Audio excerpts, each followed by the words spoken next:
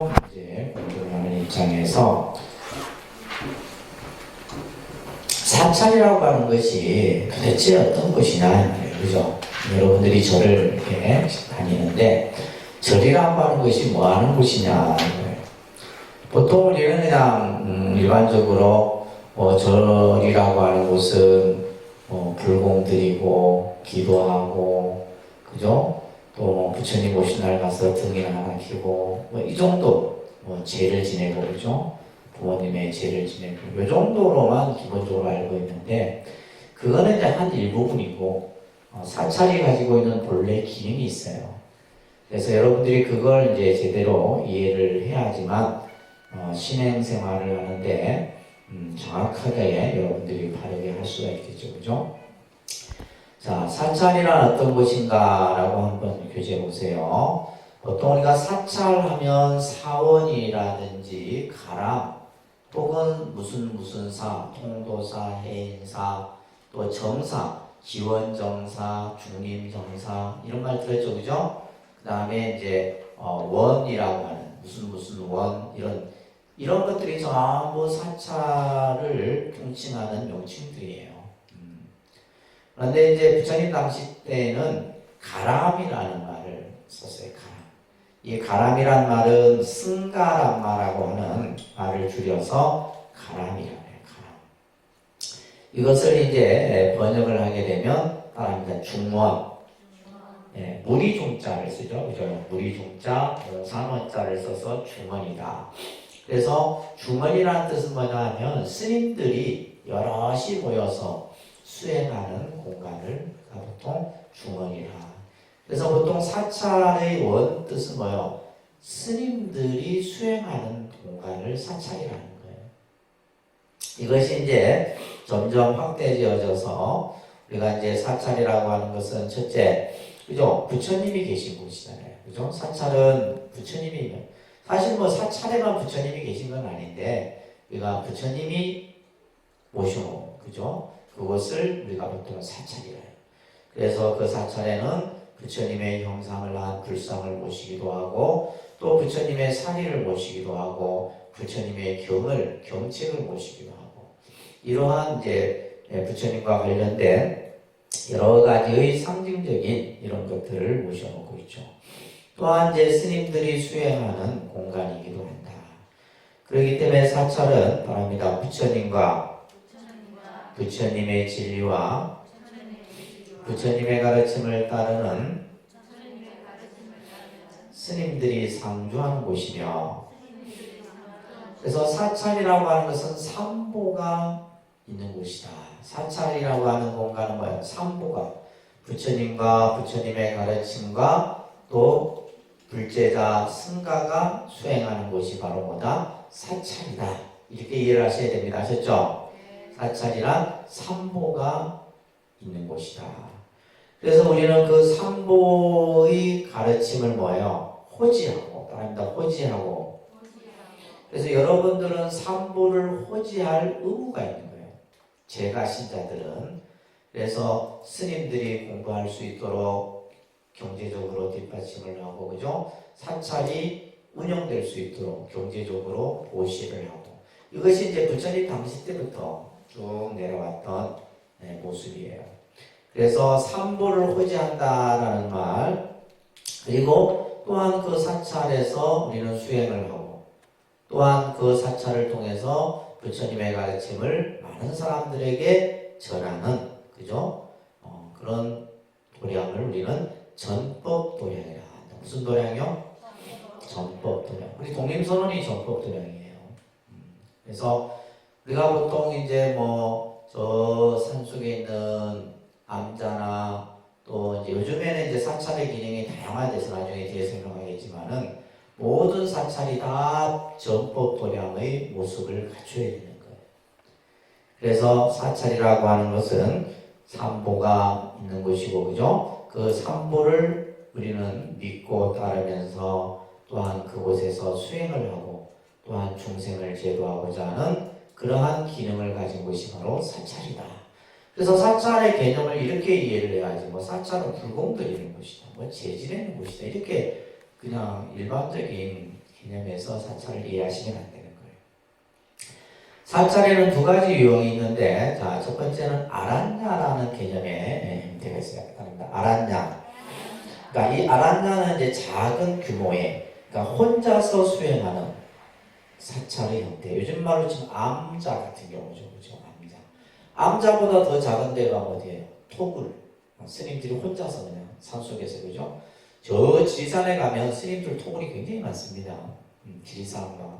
지리산 그 계곡 쪽에 보면 집들이 많은데 그 중에 많은 스님들 토굴이에요.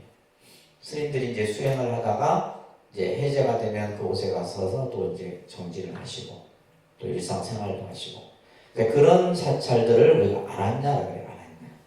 그러니까 이 아란냐가 이제 좀 더 요즘에 와서 뭘로 바뀌었어요? 암자의 개념으로 바뀐 거예요. 그 다음에 이제 비하라라고 하는 이제 형태가 있는데, 비하라는 이제 여러 스님들이 모여서 혼자서 수행하는 것이 아니라 여럿이 모여서, 그러니까 이것이 대표적인 것이 이제 정사죠, 그죠? 이제 최초의 사찰이 무슨 절이에요? 중림정사. 따라합니다. 중림정사. 그다음에 기원정사. 중림정사, 기원정사라고 하는 부처님 당시에 그죠? 세워졌던 절들이 있어요. 그래서 무슨 정사 이렇게 이제. 그래서 이것이 이제 나중에 중국에 와서는 사찰의 기능을 분류를 하는데, 일반적으로 많이 쓰여지는 게 사예요. 절사자죠, 절사. 그러니까 여러분들은 절사자가 있어야지만 절인 줄 아는 거예요. 근데 예를 들면 정사도 사찰의 이름이고, 그죠? 우리 독립선언도 이제 요즘에 와서 많이 이제 현대 사찰들이 무슨 선언이라는 선언을 많이 붙입니다. 자, 사라고 하는 것은 원래 중국에서 관청의 부서의 명칭이 사의 명칭을 썼다고 해요. 그래서 중국에 이제 중국의 불교를 누가 전하냐면 인도의 스님들이 이제 중국을 건너오게 돼요.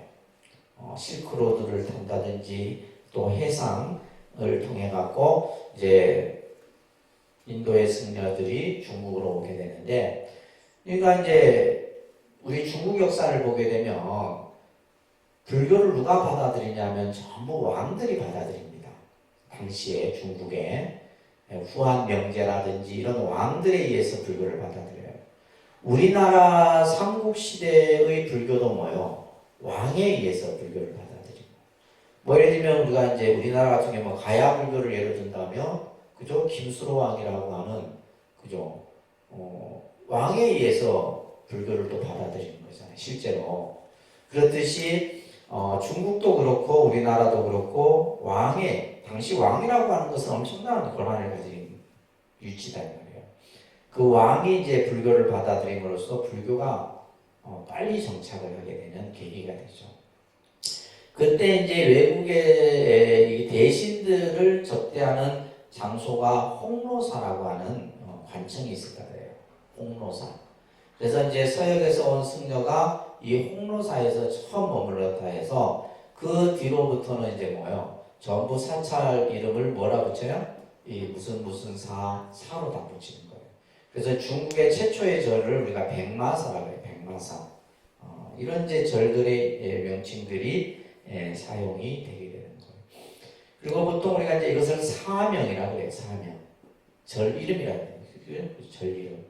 보통 이 절 이름 같은 경우 여러분들 잘 보시면 이 절 이름이 여러 가지 이제 뜻을 가지고 짓게 돼요. 첫 번째는 주로 산명과 어우러져서 사찰명을 쓰는 경우들이 많아요. 산명. 그래서 예를 들면 이제 구룡산이라 해서 구룡사라 한다든지, 그죠? 이런 식으로 이제 그 지역의 산명을 가지고 이제 하는 거. 그 다음에 두 번째는 이제 어떤 불교의 이치를 가지고, 예를 들면 이제 해인사 같은 경우는 이제 화엄의 해인산매를 의미해서 해인사. 통도사 같은 경우도 이제 우리가 공부했듯이 세 가지 연유로 해서 사명을 짓기도 하고. 이런 식으로 해서 이제 보통 사명을 짓습니다. 아시겠죠? 그 다음에 이제 우리가 또 우리나라 중국에서도 그렇고 우리나라 형태에도 총림이라고 하는 사찰의 형태가 나타나요. 그래서 우리나라에는 8대 총림이 있어요. 8대 총림. 이 총림이라고 하는 것은 수행 종합도량이에요. 종합수행도량이에요.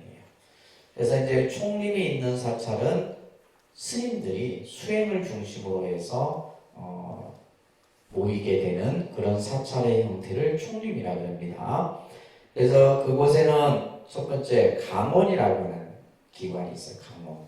요즘 말로는 승가대학이라고 합니다. 통도사 승가대학, 해인사 승가대학 이렇게 이제 승가대학이 부처님 경전을 공부하는 곳이죠. 그 다음에 이제 선원이 있고 선원이라고 하는 참선 수행하는 공간이 있거든요. 연불원이 있고 연불 수행을 체계적으로 공부하는 곳이에요. 그 다음에 유론이라고 하는 이 4개 수행 기관이 있어야지만 뭘로서 지정을 받을 수 있어요? 총립으로서 지정을 받을 수가 있어요. 그래서 이제 스님들이 출가를 하면 기본적으로 하여튼 이 기관에 들어가서 4년은 공부해야 돼요. 무조건. 4년은 공부를 해야지만 뭐가 될 수 있어요? 정식 스님이 될 수 있는 거예요. 내가 연불원에 들어가든 선원에 들어가든 강원에 들어가든 그죠? 유론에 들어가서 기본 4년을 공부해야지 뭐가 될 수 있어요? 스님이 돼요. 정식 스님이 될 수 있는 거예요. 여러분들은 뭐 1년 안에 그냥 공부 다 마치려고 하니까 안 되죠. 자, 그래서 이러한 곳을 총림이라 하는데, 자, 따라합니다. 영축 총림 통도사, 해인 총림 해인사, 덕숭 총림 수덕사, 조계 총림 송강사, 고불 총림 백양사, 금정 총림 범어사, 쌍계 총림 쌍계사, 팔공 총림 동화사. 그러니까 이렇게 총림이 있는데 요즘에 이제 스님들이 출가하는 인원이 점점 줄어들잖아요. 그러니까 예를 들면 이제 뭐 이런 이제 수행 기관들이 정상적으로 운영되는 곳은 통도사, 해인사, 뭐 송강사 요 정도예요. 나머지는 스님들이 없어. 큰일 났어요. 큰일 났어요. 그러니까 여러분들이 자녀들을 한 4명씩은 낳아야 되는데 4명씩 낳아야지 그 중에 하나는 스님 만들 거 아니에요. 그죠? 근데 요즘에는 뭐 하나 내지 둘 이렇게 하니까 출가하는 사람이 없어요. 이제 나중에 이제 스님들이 귀합니다. 스님들이 귀하기 때문에 나중엔 절을 운영할 스님도 없을 거예요. 그런 시대가 옵니다. 그래서 이러한 이제 우리나라의 총림, 종합수행도량의 형태의 사찰이 있고, 우리가 이제 또 공부했잖아요. 정멸보궁의 사찰의 형태가 있어요. 그래서 우리나라에는 5대 보궁이 있습니다. 몇 대 보궁? 5대 보궁. 이건 어떻게 보면 참 우리나라에만 있는 독특한 형태의 모습이에요. 그래서 이 5대 보궁은 부처님의 사리를 모셔온 곳이라고 그러죠. 그죠? 따라합니다. 양산 통도사, 오대산 상원사.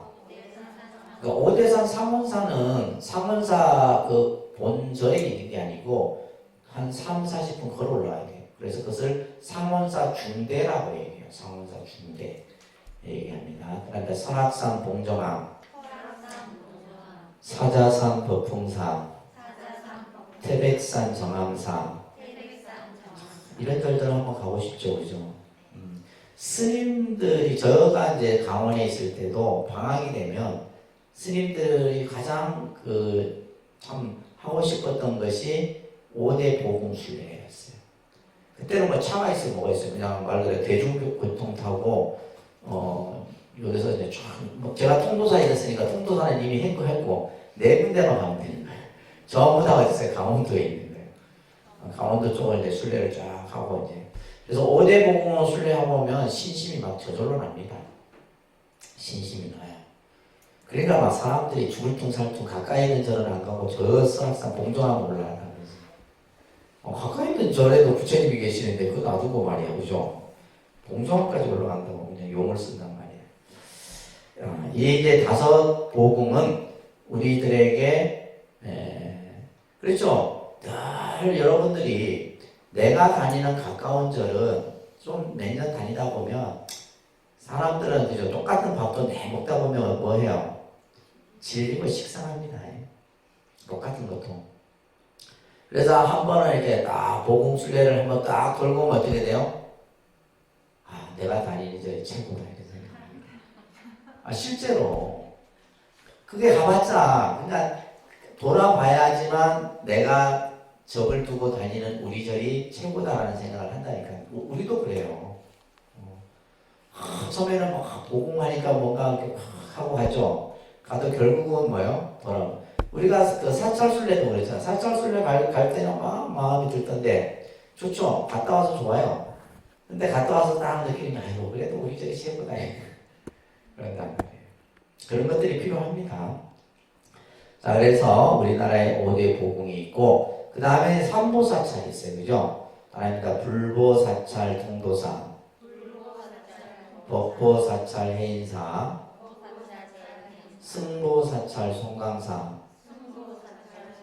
자, 이런 데 사찰의 형태들이 있어요. 그래서 우리나라에는 큰 절들이 25개가 있습니다. 25개. 우리가 이제 예를 들면 통일이 되게 되면 그 이제 중심 사찰들이 더 많아지겠죠. 그죠? 제주도까지 해서 제주도에 가면 관음사라고 하는 절이 있는데 거기까지 해서 이제 25개의 본사가 있게 돼요. 그 사찰 말고 이제 이런 다양한 기능과 형태를 갖춘 사찰들이 있다라는 거예요. 이거는 상식입니다. 아셨죠? 상식을 모르면 어떻게 된다? 무식한 거죠. 상식을 모르면 무식한 거예요. 그래서 이거는 여러분들이 외우셔야 됩니다. 아셨죠? 이것은 뭐 이해하는 게 아니야. 이거는 무조건 뭐예요? 내가 알고 있어야 돼요. 자, 그 다음에 이제 우리가 이 포교당이라고 하는 사찰들이 들어서게 되는데 이 포교당은 실제 이제 근대화되는 과정에서 이런 포교당들이 들어서게 됩니다. 특히 일제 시대에 의해서 우리가 36년 일제 강점기 시대를 맞이하게 되죠. 그죠? 이때 이제 일본 불교가 굉장히 들어옵니다. 그래서 실제 우리가 일본이 우리나라의 문화 말살 정책, 그러니까 식민지 문화를 이렇게 자기들로 만드는데 불교가 그 안에 하나 있어요. 그래서 예를 들면 그 당시는 나중에 우리도 공부하겠지만은 첫 번째가 뭐냐면 스님들을 전부 결혼시키는 거였어요. 전부 무조건 다 강제로 다 결혼해야 돼. 우리가 창씨개명하고 단발령 하듯이 똑같은 거예요. 우리가 창씨개명 하듯이 무조건 스님들은 결혼을 다 해야 돼요. 결혼을 하고 그러면서 이제 일본 절들이 부산 동네로부터 시작해서 지금도 군산에 가면 동국사라는 절이 있는데 일본 그 당시 절 그대로를 가지고 있어요. 지금도. 그래서 이제 그런 절들부터 시작해서 우리가 이제 일본이 1900년, 1900 몇 년부터 이제 그죠? 우리나라를 강탈하기 시작하죠. 그러다가 예를 들면 36년이니까 거의 해방 1945년 전까지 이제 일제가 모든 것을 다 관할하게 되는데 그때 이제 우리나라의 이제 스님들이 특히 이제 통도사 같은 경우는 통도사의 당시에 구하 큰 스님이 계셨어요. 구하 큰 스님. 이 구하 큰 스님께서 이제 이때 통도사 주지를 하고 계셨었는데 우리 경상도 지역에 열 몇 군데를 포교당을 세워요. 포교당. 그래서 대표적인 것이 마산 포교당이에요. 들어보셨어요? 마산에 가면 마산 포교당. 저도 이제 90년대 때 좀 살았었는데 그때는 제가 살 때는 일제 때 세워졌던 유치원 건물이 있었어요. 유치원 그 학사 건물이 있었는데 그러니까 이제 그때 이 구하 스님께서 우리가 나라를 빼앗긴 것은 배우지 못했기 때문이다. 그래서 어릴 때부터 교육을 해야 된다 해서 사찰에서 유치원을 설립을 합니다. 그 유치원이 지금 100년이 넘었어요. 우리나라 불교 유치원으로서는 1호, 사립 유치원으로서는 2호. 엄청 울산에 가면 동국 유치원이 또 있고, 대자 유치원. 정법사는 대자 유치원. 그 대자 유치원 같은 경우는 그 당시 그 이제 기록들이나 이런 걸 보게 되면 정말 그 자체가 하나의 뭐예요? 독립운동이었어요. 그래서 실제 부하 스님 같은 경우는 독립군 자금이라든지 여러 이제 독립 이런 어떤 운동들을 주도적으로 하셨던 분이죠. 통도사에서는 가장 대표적인 큰 스님이에요. 그러니까 통도사 스님들은 전부 부하 스님의 다 미치다 보시면 돼요. 그래서 양산 포교당, 창녕 포교당, 진주 포교당, 물군 포교당, 또 울산 포교당, 마산 포교당, 동래 포교당 등등등 해갖고 그 당시 제가 이제 창원에 있을 때 창원 포교당 같은 경우는 1926년에 세워졌던 절이에요. 그죠? 그러니까 마산 포교당 같은 경우는 1909년인가 그래야 될 거예요. 10몇 년 전에 왔어요. 그러니까 그 당시 이제 포교당들이 일어납니다. 그러다가 뭐가 생겨요? 6.25 사변이 터지잖아. 해방 이후에 50년 되면 6.25 사변이 터지면서 싹 다 이제 폐허가 돼버리죠. 폐허가 되고 그러다가 이제 미군이 이제 군정 정치를 하면서 그러다가 이제 또 그때부터는 불교는 뭐 크게 역할을 못했어요. 그러다가 1990년대 들어서 또 스님들에 의해서 포교당들이 또 이제 만들어져요. 그러니까 그 일제시대 때 이제 포교당들은 명맥만 유지해와 있는 거고. 그래서 우리가 예를 들면 이제 일설에 의하면 원래 성주사가 원래 통도사과였어요. 지금은 범어사로 되어 있는데 그 성주사하고 당시 양산, 그러니까 창원, 마산, 진영 포교당까지 이 세 개를 빅딜을 했대요. 요즘 말로 하면 빅딜. 그러니까 그 당시 이 성주사는요 정말 꼴짝이다. 그래서 70년대에 이게 이제 살았던 스님 얘기 들어보면 이제 이 지금 장유사도 원래는 이제 범어사 말사고 장유사는 원래 이제 이 절들이 일제시대 때 이제 대처성들이 전부 다 차지를 하게 돼요. 조계종 스님들은 거의 절들을 다 빼앗깁니다. 대처성들에 의해서 모든 절들이 다 차지하게 되는데 장유사도 그랬고 성주사도 그랬고 다 그랬어요. 그랬던 시대가 있었어요. 그게 채 얼마 안 되는 시대입니다. 그러면서 이제 사찰의 어떤 기능과 역할들을 하지 못하죠. 그러다가 1990년대 들어서 이제 포교당들이 들어섰는데 대표적인 것이 능인선원이에요. 강남에 있죠. 지금 신도수가 20만. 강남에. 어마어마합니다. 그리고 통도사 서울 포교당인 구룡사라고 하는 데가 있어요. 구룡사. 여기도 강남에 있어요. 저도 일로 진출을 했어야 되는데 이게 지금 장미 꼴짝에 읽고 있어야 될 일이 아니거든요. 그래 생각 안 하세요? 근데 나는 이상하게 서울이 싫어. 서울이 싫어서 사실 지방으로 내려온 거예요. 제가 학교는 서울에서 계속 다녔는데 서울에도 절이 있는데 절이 뭐 하라 해도 난 서울 싫다고 나는 그냥 내려온 거예요. 저는 개인적으로 부산이 좋고 부산. 또 한 번은 내가 대구 쪽에 한번 살아보고 싶은 생각도 들고 예전에는 울산도 한번 살아보고 싶은 생각이 드는데 이상하게 마산 창원을 벗어나지 못해. 마산 창원 이 장미역에 그게 내 인연인가 봐요. 그 다음에 이제 어디 있냐면 우리 안국선언 있죠. 안국선언 수불스님도 거의 1990년대 처음 시작해서 고생을 많이 하십니다. 처음에는 초창기 때는. 그 다음에 대구에 가면 영남불교대학이 있어요. 영남불교대학. 우학 스님이 그죠? 불교 TV 같은 데 보면 간혹 보이시죠, 그죠? 이 스님 요 네 개. 그 다음에 이제 이거 말고도 불광사라고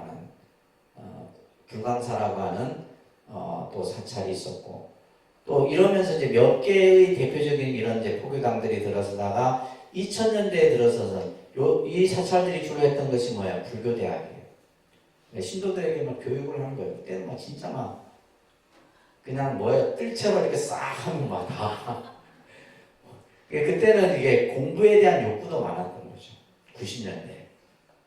그리고 2000년대까지 아주 막 클라이막스를 합니다. 가는 사람들이 막 불교 공부한다고. 그러다가 그러면서 이제 도심에 포교당들이 조그만 것들이 들어서요. 그죠? 이렇게 나눠서 보면 이제 보통. 근데 사실은 그런 포교당들은 명맥을 오래 유지를 못합니다. 저도 이제 해봤는데 한계가 있어요. 한계가 있는데 그 한계를 넘어서지를 못해. 예. 그리고 이제 그 중에 이제 또 보면 뭐 이상한 방편을 써서 이제 뭐 포교당 이렇게 저도 이제 부산에서 했었는데 맨날 전화 오면 스님 사주 봐주십니까? 그런데 사람들이 그렇게 인식을 하는 거예요. 그러다가 이제 그런 사찰들은 다 이제 스스로 다 문 닫게 되죠. 문 닫게 되고 이제 지금 같은 경우는 이런 포교당들이 사실은 이제 들어서기가 상당히 어렵습니다.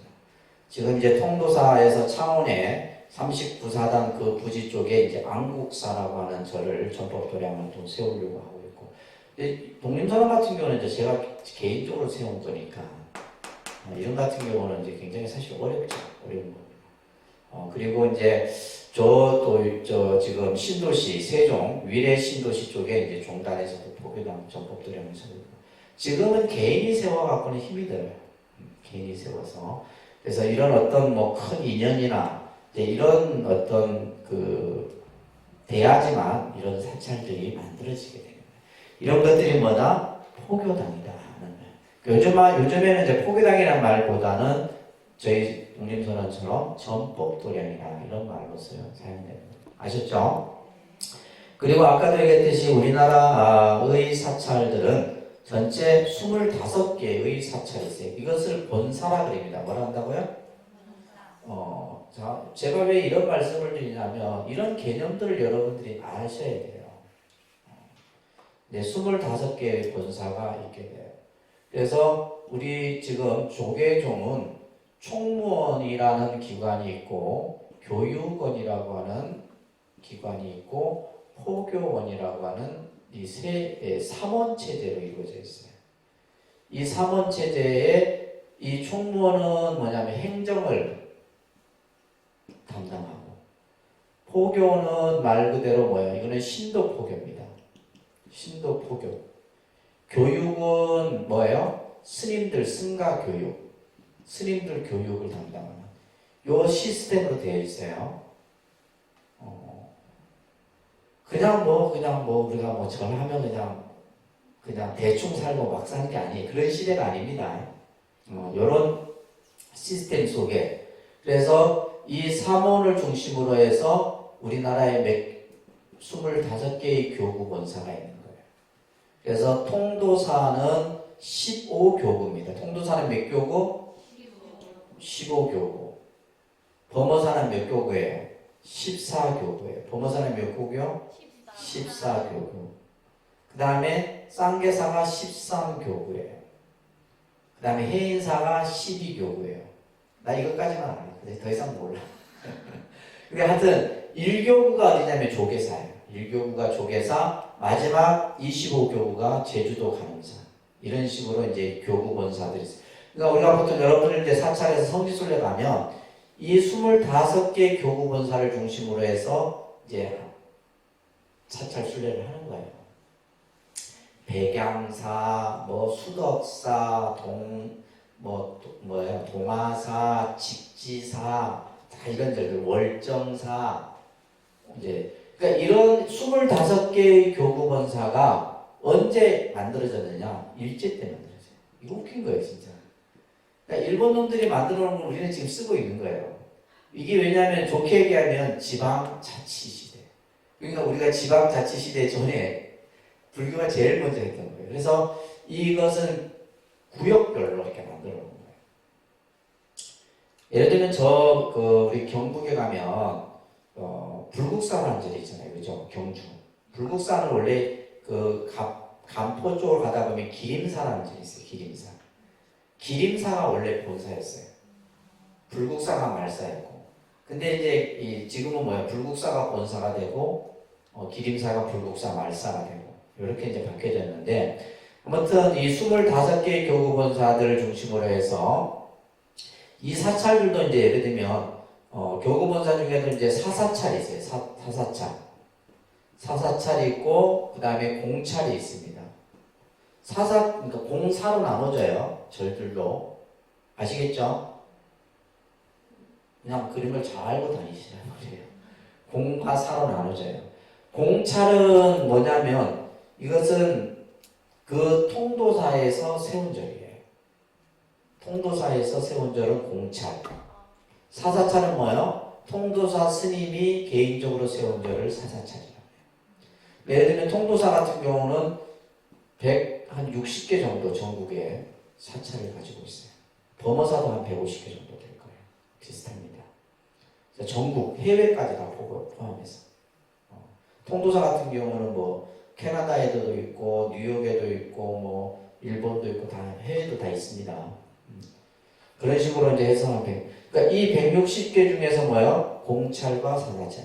그러니까 사사찰, 독립선언은 뭐예요? 통도사 말사인데 내가 세운 절이라서 사사찰입니다. 장유사는 범어사 말사인데 무슨 절이에요? 공찰이에요. 그러니까 예를 들면 공찰은 뭐예요? 4년마다 주지가 이제 바뀌든지 한번 하든지 하게 돼요. 제가 이제 창원에 있었던 구용사는 공찰이었어요. 저는 8년 이제 하고 이제 임기가 끝나서 했는데, 그러니까 그런 식으로. 그래서 사찰이 이제 공과 사의 형태로 구분이 됩니다. 아시겠죠? 이런 어떤 행정상의 분류들이 있다라는 거. 자, 그 다음에 이제 이런 것들은 뭐 상식선에서 이해를 하시면 되고요. 자, 그 다음에 우리나라 최초의 사원, 우리 앞에서 이제 부처님 생애 공부하면서 배웠습니다. 이 두 개는 꼭 기억하세요. 바랍니다. 중림정사. 자, 우리 이게 중림정사 사진이 이렇게 있는데 대나무 숲으로 이렇게 이루어져 있네요. 그 다음에 이제 우리 기원정사, 그죠? 금강경에 설해졌던 곳이죠, 그죠? 기원정사. 그 다음에 중국에는 이제 백마사라는 절이 있고, 우리나라의 최초의 절은 성문상, 이불랑상 이런 절들이 이제 최초의 성. 이거는 시험에 나오니까 외우셔야 돼요. 이런 것들은 뭐 이해가 아니라 이거는 뭐요? 그냥 자꾸 듣다 보면 여러분들 머릿속에 그냥 다 암기가 됩니다. 자, 오늘 이제 공부의 핵심이에요. 지금 여러 가지 사찰의 형태들을 제가 설명을 드렸는데, 이러한 사찰이 어떠한 기능과 역할을 해야 되느냐. 그러니까 이 기능과 역할을 하는 사찰이 우리가 흔히 말하는 정법을 실천하는 사찰인 거예요. 사찰은 수행의 중심도량이며 우리 삶의 귀처이다. 사찰이라고 하는 것은 결국 뭐예요? 내가 내 자신의 몸과 마음을 닦는 공간이기도 한 거예요. 그러니까 여러분들이 절에 왜 가냐? 내 몸과 마음을 닦기 위해서 절에 가는 거예요. 뭔가 내가 세속에 찌든 내 마음의 번뇌를 씻어내고, 그죠? 내 업장을 하나하나 소멸하기 위해서 우리는 절에 가서 절도 하고, 경도 읽고, 또 참선도 하고, 명상도 하고, 그래서 이런 형태의 모습을 수행도량이라고 해요. 무슨 도량? 수행도량. 그래서 이 사찰은 늘 끊임없이 법당에서 기도하는 불자가 있고, 예를 들면 참선하는 불자가 있고, 이런 사람들이 끊임없이 있어야 돼요. 아시겠죠? 그러면서 사찰이라고 하는 것은 내 삶의 귀처예요. 여러분들이 마지막 의지할 곳이 바로 사찰이다. 일본이라는 나라는 불교 신자가 가장 많은 나라가 일본이에요. 기네스북으로도 일본은 1억이 넘습니다. 1억 2천인가 돼요, 인구가. 일본이 왜 강대국이냐면 인구가 많기 때문에 1억 2천 정도 되는데 그 중에 6천만 정도가 불교 신자가 이렇게 있는데, 그것도 뭐 정확한 건 아니지만 하여튼 불자 수가 많아요, 일본이. 근데 이제 그들 문화를 보게 되면 참 독특하죠. 태어나면 신사라 그러죠. 진자에 가서 태어난 아이를 위해서 이제 건강과 무병장수를 빌어요. 결혼은 예배당에서 해요. 결혼. 근데 교회가 있는 것도 아니야. 그들 문화가 이상하게 그렇게 된 거예요. 그래서 결혼은 젊은이들이 전부 예배당에서. 마지막에 이제 죽음은 어디서 맞아요? 절에서 맞아요. 이게 일본 문화예요. 그래서 사찰에서 모든 장례식을 사찰에서 합니다. 영결식부터 시작해서 염하는 것까지도 전부 사찰에서 해요. 그리고 뭐 우리 같이 3일장이면 5일장이든 그 기간 동안에 사찰에서 그 이제 조문을 받고 다 합니다. 그리고 화장을 해서 어디에요? 사찰에 그죠? 요즘은 우리처럼 낙골당이죠, 그죠? 묘지가 있어요. 일본은 항상 사찰 옆에 묘지가 있어요. 그래서 묘지를 전부 사찰이라고 얘기해요. 그러니까 이런 식으로 이제 그래서 어떻게 보면 마지막 그러니까 그들의 어떤 마지막을 전부 사찰 부처님 도량에서 그들의 어떤 문화적인 모습이지만 그죠?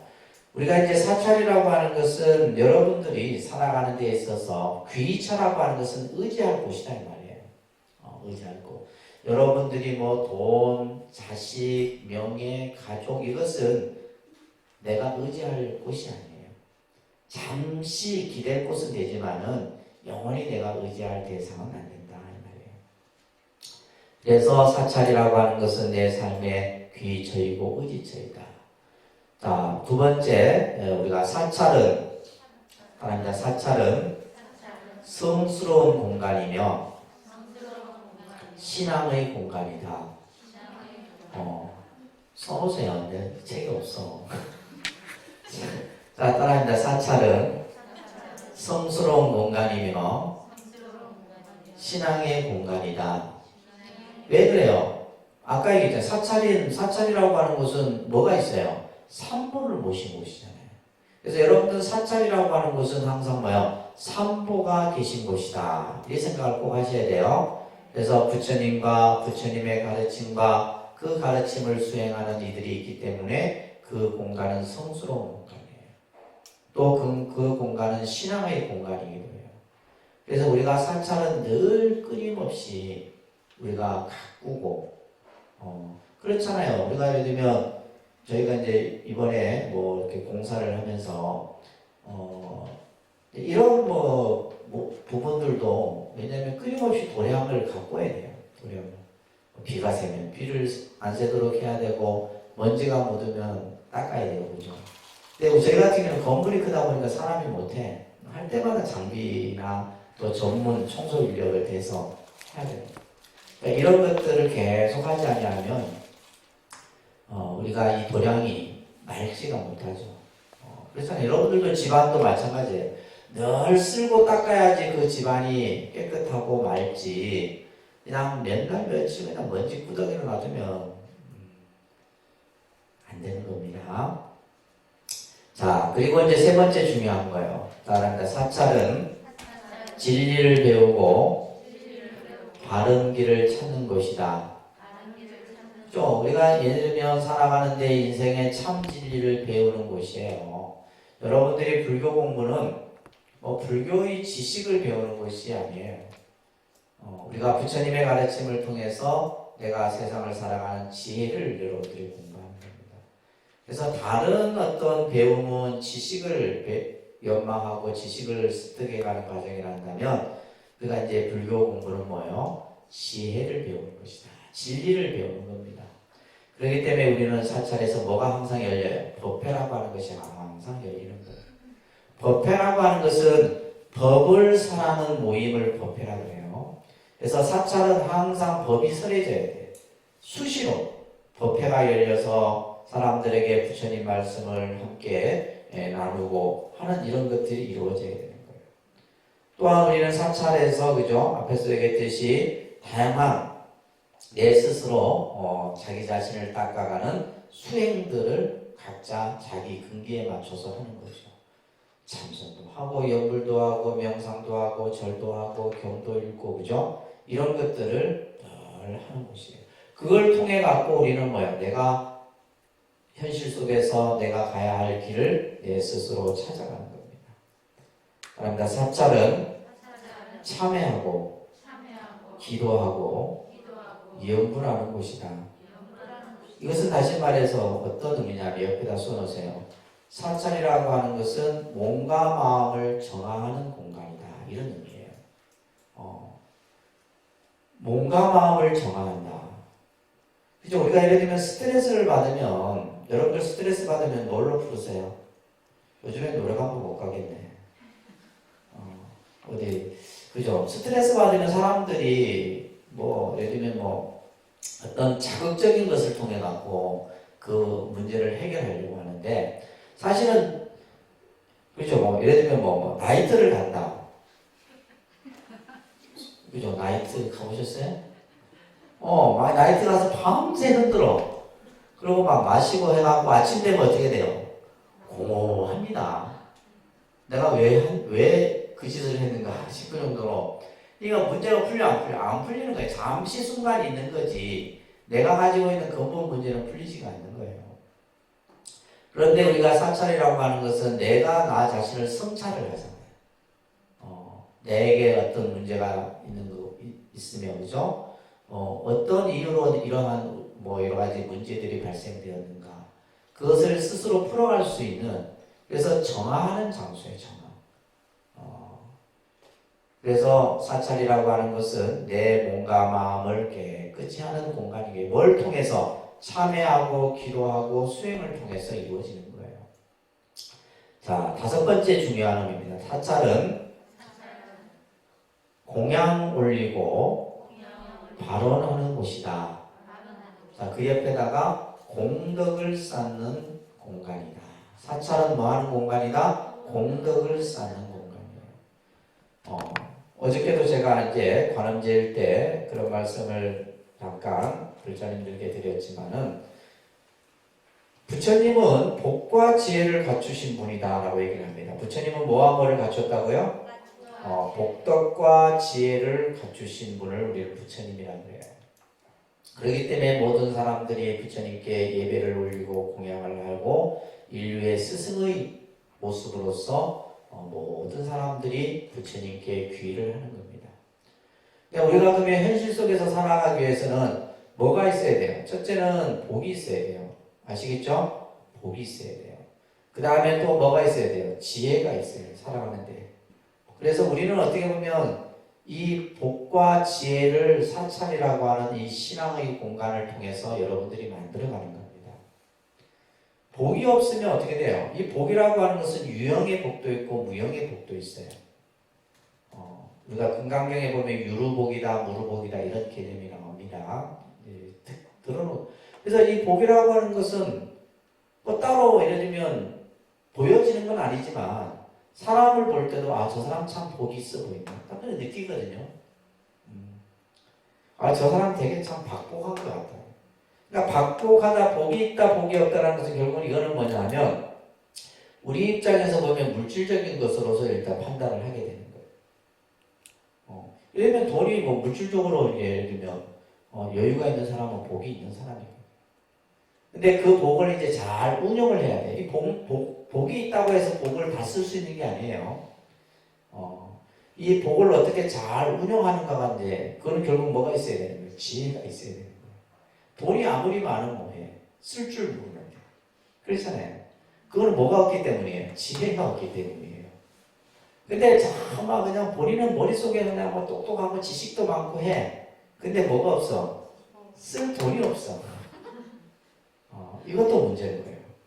그러니까 이 두 가지를 같이 갖춰야 되는데, 특히 사찰이라고 하는 공간은 여러분들에게 뭘 짓도록 하는 곳이에요? 공덕을 짓도록 하는 거예요. 내가 부처님께 공양을 올리고 또 예배를 하고 또 예를 들면 뭐 도량을 청소하고 뭘 하고 전부가 뭐예요? 공덕을 짓는 거예요. 저는 간혹 예를 들면 스님들도 이 복이 있어야 되는 거예요. 스님들도 박복한 스님은 안 됩니다. 그럼 복이라고 하는 것은 뭐 태어날 때 갖고 오는 복도 있겠지만은 내가 현실 속에서 살아가면서 짓는 복이 더 많아요. 그래서 내가 전생에 가지고 온 복이 없더라도 뭐요? 내가 현재에서 복을 많이 지어야 돼요.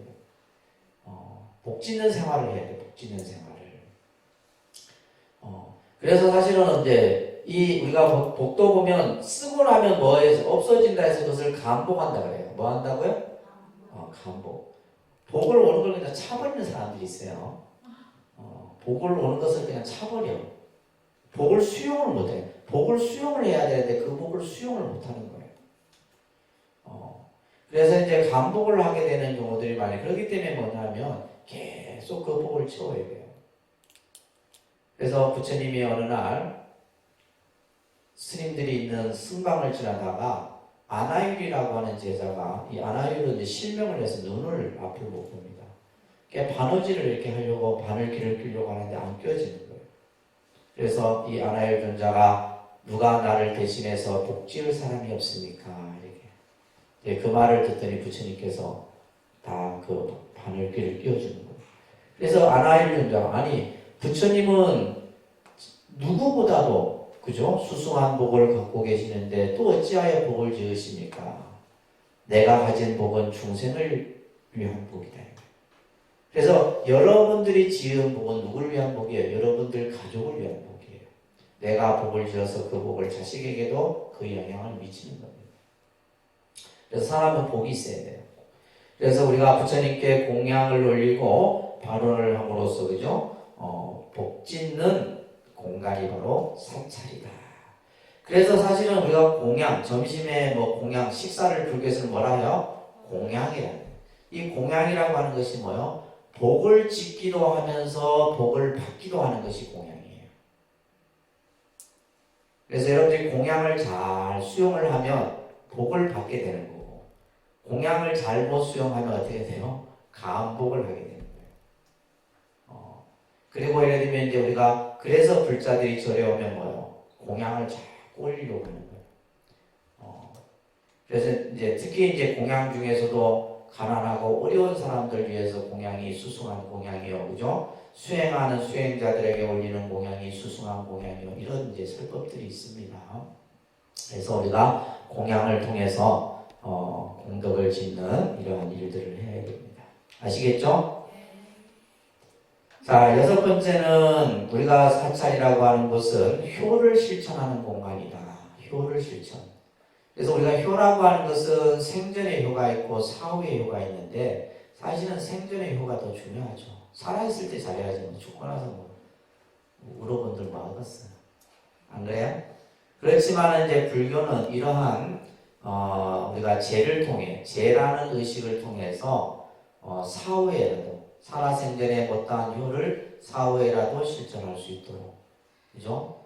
이런 것들. 그래서 우리가 이제 유교의 문화가 효잖아요. 유교 문화 사상 정신의 근본이 효다. 충효잖아요. 충효. 근데 그것을 이제 불교가 우리나라에 들어오면서 그것을 배척한 것이 아니라 그것을 그대로 받아들여서 만들어진 문화가 제문화예요. 제의식 문화입니다. 그래서 49제나 천도제나 무량분제 백중이나 그죠? 이런 걸 통해 갖고 사후에라도 내가 살아생전에 못다한 효를 하는 거예요. 아시겠죠? 그래서 우리가 이 49제를 지내는 것은 내가 살아생전에 못한 생전에 못다한 그것을 사후에라도 부처님께 돌아가신 부모를 위해서 내가 공덕, 이것 또한 공덕을 짓는 행위이기도 합니다. 자, 그러면 우리는 언제 절에 가야 돼요? 언제 절에 가야 될까? 아무 데나 가. 근데 여러분들은 가고 싶을 때 가는 게 문제인 거야. 절은 가고 싶을 때 가는 게 아닙니다. 가야 할 날이 있다 이 말이에요. 가야 할 날을 알고 가야 되는데, 우리는 보면 우리가 기독교인들하고 차이점이 그 날은 뭐요? 가야 할 날은 무조건 가는 거예요. 예를 들면 뭐 하늘이 두 쪽이 나도 교회를 간다 이 말이에요. 근데 여러분들은 오늘 이제 절에 가야지 했는데 친구가 전화 와갖고 야 우리 어디 놀러 가자 하면 글로 간다. 그래 안 그래? 내가 너무 딱 찔렀나? 절에 딱 아침에 갈라 준비하다가 누구 어디 가자 하면 글로 따라간다니까. 우리 절에 오는 분들은. 그래서 우리가 언제 사찰에 가야 하는가? 그죠?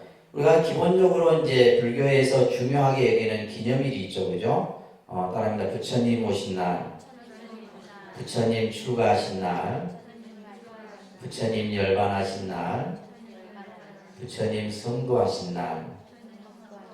이것을 이제 4대 기념이라 그래요. 사실은 이것이 굉장히 중요합니다. 중요한데 우리 불자들은 이에 대한 개념도 없고 스님들도 뭐 중요하게 얘기도 안 하고 하다 보니까 그냥 뭐 부처님 오신 날은 뭐 그냥 등 하나 키는 걸로 끝. 이게 지금 우리 모습이에요. 그러니까 그래서 부처님이 태어나시고 그죠? 예를 들면 부처님이 이 세상에 오셔서 출가하시고 성도하시고 열반하신 이 날은 사실 그래서 이제 서울은 조금 지방하고 좀 다릅니다. 서울하고 지방하고 불자들의 의식 수준이 어느 정도 차이 나냐면 15년에서 20년 차이 납니다. 여러분도 모르시죠? 제가 예전에 미국의 뉴욕에 살 때였는데 그때도 그분들은 70년대 이민을 가신 분들이에요. 내가 2000년대에 갔었는데 2000년도에 뉴욕에 갔었는데 나는 이제 2000년대의 불교를 얘기하잖아요. 이 사람들은 뭐예요? 70년대의 불교를 이해하고 있는 거예요. 그러니까 맥혀요, 안 막혀요? 본 적 있어야 맥히지. 그래서 우리가 사실은 시대가 엄청 변하잖아요. 과학과 의학과 현대 모든 게 변하는데 우리는 내가 본 거 위에는 그죠? 여러분들은 안 믿으려고 하고 생각을 안 하려고 한단 말이에요. 실제 좀 좋게 평가하면 한 10년 차이 납니다. 여러분들 서울에 강남권에 있는 불자들하고 지방의 여러분들하고 의식이 달라요. 다릅니다. 그래서 우리가 빨리 쫓아가야 돼. 지방이라고 그냥 있으면 안 돼. 그게 같은 경우는 출가제일이나 열반제일이나 이런 것들을 한다 이 말이에요. 내 말은. 근데 우리는 그걸 안 해요. 내가 창원에 있을 때 한 번 한다고 했는데 아무도 안 오네. 야, 내가 그래서 지방의 수준을 알았어요. 그 다음부터는. 그러니까 나도 안 오니까 나도 안 하게 되지.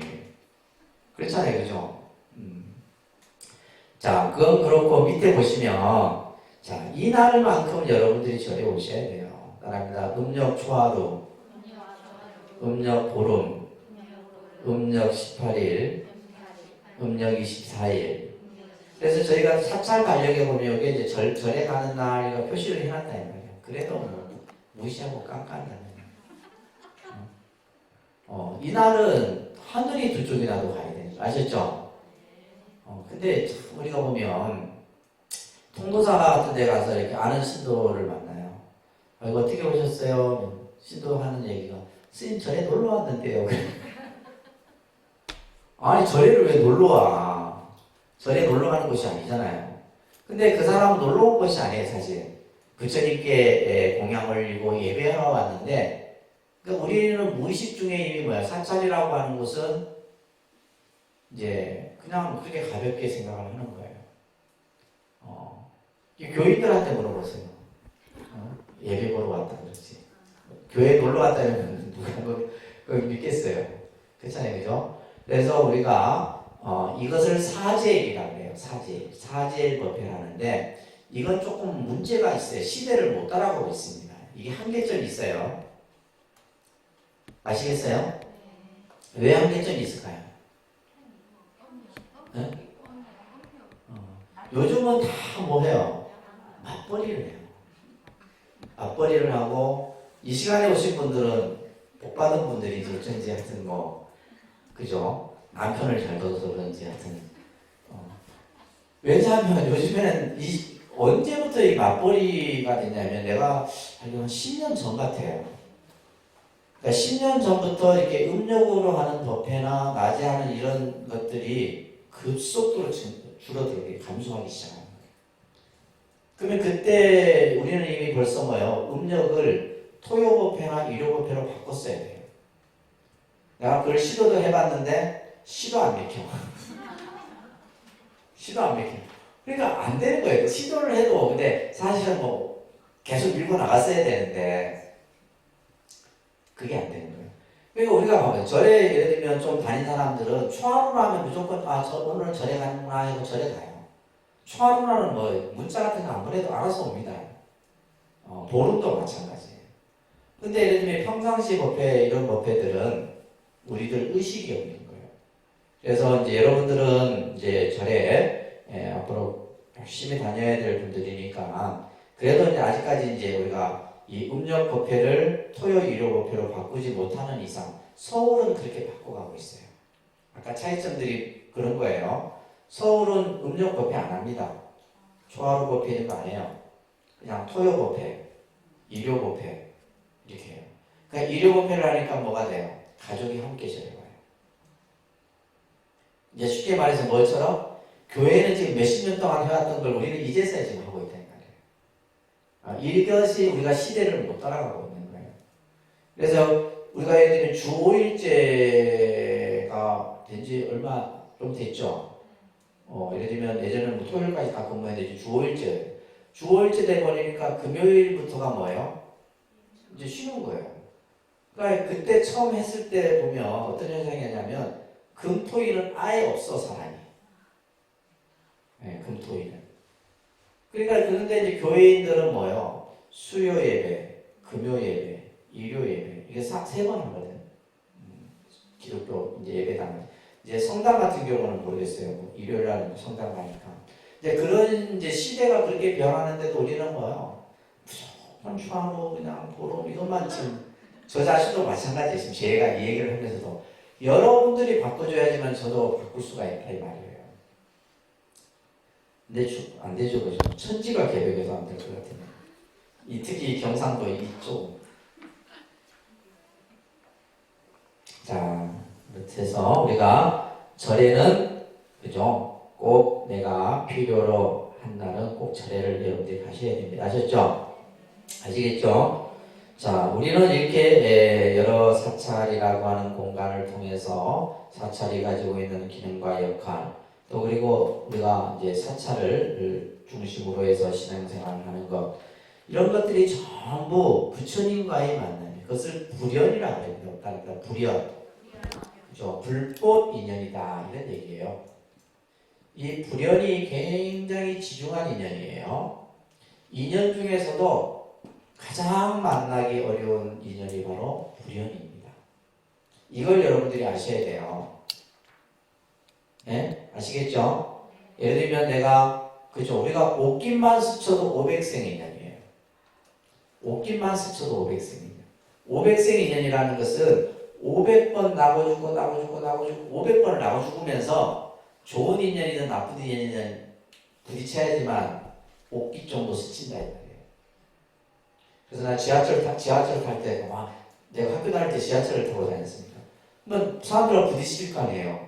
이 사람하고 내가 500생이냐 이렇게 생각하고 있었던 적이 있었는데 그만큼 그러면 예를 들면 부부의 인연은 몇 억급의 인연이에요. 여러분들 부모 자식 인연도 마찬가지예요. 그 인연보다도 더 만나기 어려운 인연이 바로 뭐예요?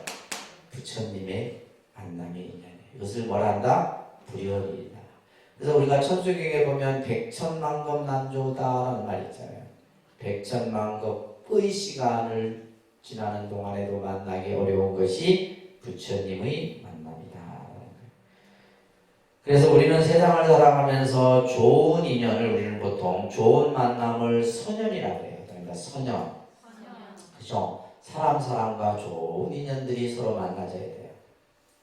근데 때로는 뭐요? 이게 예기치 못하게 악연이 나랑 만나는 경우들이 있다. 근데 이것은 누가 만든 거예요? 내가 만든 거예요. 내가 만든 인연 속에서 그 인연이 좋은 인연이 되기도 하고 나쁜 인연이 되기도 하는 겁니다. 그래서 이제 우리는 수많은 인연 관계 속에서 살아가는 거예요. 그렇죠? 특히 여러분들은 보세요. 예를 들면 내 친가, 그 다음에 시대, 두 인연이 또 같이 어우러지잖아. 그 속에서 그 인연들이 얼마나 넓게 만들어지냐 이 말이에요. 그렇기 때문에 우리는 어떻게 보면 인연의 고리들을 하나하나 잘 풀어가면서 살아가야 되는 거예요. 인연의 고리를 어떻게 잘 풀어가느냐. 나쁜 인연은 그죠? 좋은 인연으로 다 바꿔야 되고, 또 좋은 인연은 더 좋은 인연으로 만들어가야 되고, 그러한 지혜로운 생각 속에서 우리는 살아가야 되는 겁니다. 아셨죠? 자, 경전에 보면 사람으로 태어나기 어렵고 태어나서 바르게 살아가기 또한 어렵다. 부처님이 세상에 나시기 어렵고 부처님 법 또한 만나기 어렵다. 자, 이 말씀을 꼭 명심하세요. 아셨죠? 내가 만나기 어려운 이 부처님 인연, 금생에 내가 이걸 만나서 그래서 차신불량 금생도 갱대하셀 도차신이다, 이런 이제 구절이 있는데, 금생에 내가 부처님 법을 만나서 이 몸을 제도하지 못하면 다음 생은 기약할 수 없다는 거예요. 스님들은 항상, 저 자신도 항상 이 생각을 가지고 살아갑니다. 내가 금생에 이 부처님 법 만났을 때 열심히 공부하고 열심히 내가 수행하고 열심히 닦아야지 다음 생은 기약할 수 없습니다. 갱대하생 도차신인데 다음 생은 어찌 다음 생을 기대할 수 있겠느냐. 여러분들 다음 생에 사람본 받을 수 있을 것 같아요? 천만의 말씀이에요. 받기 어렵습니다. 정말요. 그래서 내가 이 사람본, 이 몸 받았을 때 여러분들이 또 부처님 법 만났을 때 그러한 인연들을 잘 가지셔야 돼요. 자, 이러면서 우리는 사찰에서 올바른 신앙생활을 해야 되는데 그것을 4가지 단계로 말씀합니다. 따라합니다. 신, 해, 행, 증. 그래서 신의 행증이라고 하는 첫째는 믿음이죠. 그죠? 바른 믿음이 갖춰져야 되는 거예요.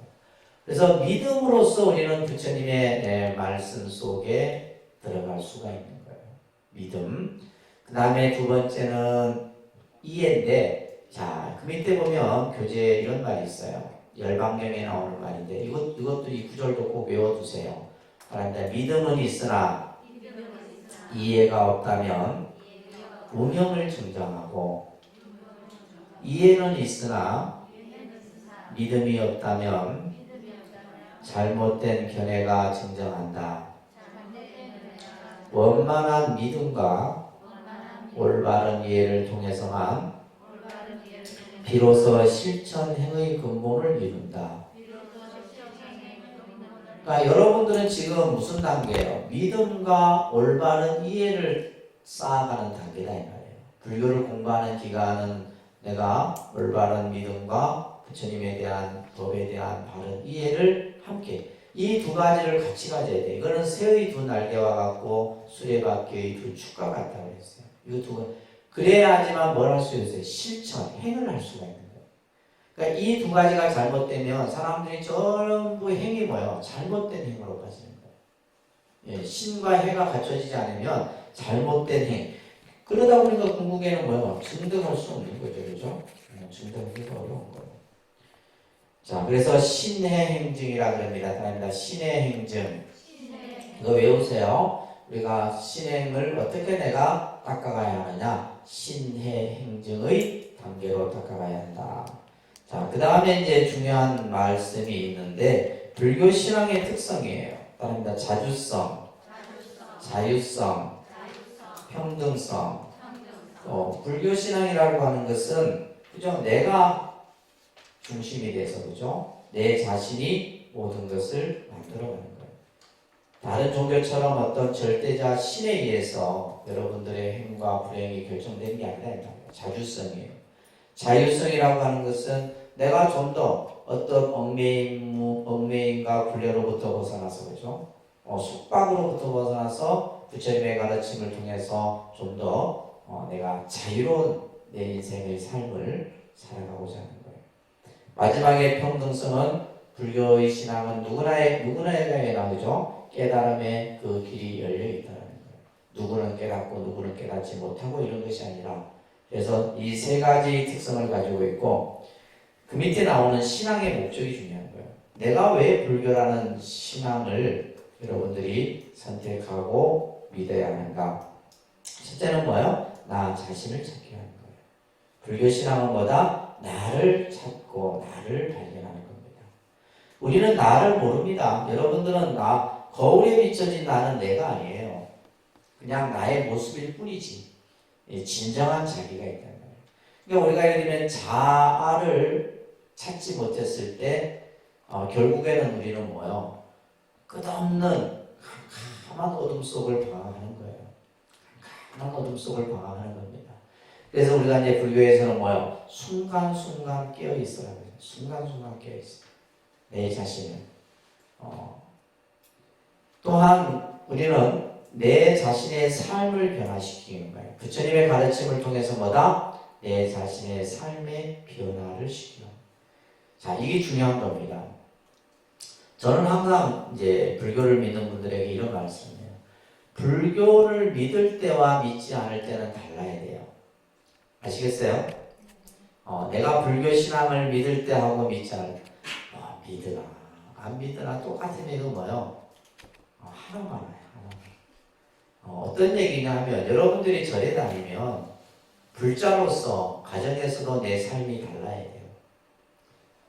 그래서 가족들이 봤을 때 우리 엄마 절에 나가더니 그냥 달라졌대. 화도 안 되고 짜증도 안 나고 바가지도 안 끄고 이래야 되는데 뭐 절에 나가더니 뭐 더 한 거야. 더 화내고 막 더 짜증내고 더 막 바가지 긋고 이러면 아들이나 가족들이 뭐야 좋아하겠어요 안 좋아하겠어요? 안 좋아합니다. 그래서 불교 신앙을 잘 하면 나도 모르게 내 자신이 바뀌어요. 내 삶이 첫째 제일 먼저 바뀌는 것이 얼굴이 바뀌고 행동이 바뀌고 생각이 바뀌고 다 바뀝니다. 아시겠죠? 그래서 내 삶을 변화시켜야 돼요. 내 삶을. 그래서 아름다운 모습으로 변할 수가 있는 거예요. 불교 신앙을 잘 여러분들이 해나가면 모든 것이 변해집니다. 세 번째는 내가 살아가는 현실 속에서 그죠? 내가 풀지 못하는 그러한 문제들이 생기기도 해요. 이럴 때 뭐요? 부처님의 가피력을 통해서 문제를 해결할 수 있다는 거예요. 부처님의 가피는 항상 충만해 있어요. 그리고 네 번째는 정토를 구현하고자 하는 이러한 목적을 가지고 우리가 불교 신앙을 해야 되는 거예요. 저는 이제 강조하는 것이 뭐예요? 여러분들의 삶의 변화. 신앙을 통해서 변화. 근데 내가 지금까지 쭉 봐온 바로는 다 안 좋게 변해. 안 좋게. 내가 잘못 가르쳐서 그러나. 그래서 내 탓이로소이다 내가 맨날 하고 있는데 좋게 변해야 된다니까. 좋은 방향으로. 아셨죠? 좋은 방향으로 변하셔서 다른 사람들에게 다 이렇게 좋은 향기를 줄 수 있는 그런 불자가 돼야 돼요. 자, 그러면 우리가 불교 신앙인으로서의 자세가 있는데 첫째는 서원을 세워야 된다. 뭘 세워야 된다? 서원. 이 서원은 다시 말해서 발심이에요. 내가 서원을 항상 가지고 원을 가지고 여러분들이 신앙을 원이 없으면 신앙은 생명은 끝납니다. 왜 사람들이 신앙생활을 하면서 무기력하게 하는 줄 아세요? 이 원이 없기 때문이에요. 내가 뭐 그냥 뭐 이래도 저래도 뭐 되겠나 이런 생각 가지고 다니는 거예요. 원이 있어야 돼요. 굳건한 소원 아시겠죠? 그 다음에 뭐요? 지극한 믿음이 있어야 돼요. 지극한 믿음. 이 믿음은 때가 묻지 않는 청정한 믿음이 돼야 돼요. 부처님에 대한 믿음. 그 하나만을 가지고 여러분들이 신앙을 해야 되고 세 번째가 중요해요. 끊임없는 정진을 해야 돼요. 끊임없는 수행. 이것을 따라합니다. 정진심이라고 해야 됩니다. 정진심. 그죠? 우리는 이 끈기가 약해. 중생들이 끈기가 약합니다. 좀 하다가 그만두고 실증나고 이런 마음들이 생긴다는 거예요. 그런 마음이 생기지 않도록 계속 여러분들이 마음을 스스로 잘 잡아서 정진하고자 하는 마음을 가지셔야 된다. 이게 신앙을 가진 분들의 자세예요. 아셨죠? 예, 이 자세를 가져야지만 우리가 내가 목적을 이룰 수 있는 거죠. 그죠? 자, 이렇게 해서 우리가 오늘 사찰이라고 하는 여러 가지 개념들, 또 기능과 역할들, 이런 것들 잘 이해했으면 좋겠고, 또 불교가 사찰이라는 공간을 통해서 신앙생활을 할 때 신의 행등이라고 하는 체계와 여러 가지의 그러한 목적과 자세들을 여러분들이 잘 이해를 해주셨으면 합니다. 아시겠죠? 자, 오늘은 여기까지요. 준비하고요. 여러분들 일요일이 초하루입니다. 일요일이 뭐라고요? 초하루 날은 뭐 하라 했지? 절에 가는 거예요. 그러니까 일요일 날은 저희 독립선언에서 찾아가는 법회를 합니다.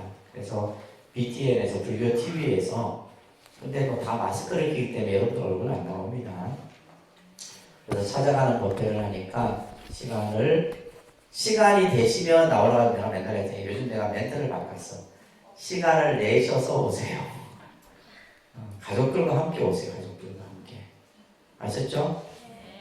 대답들은 잘해 보면 가족들과 함께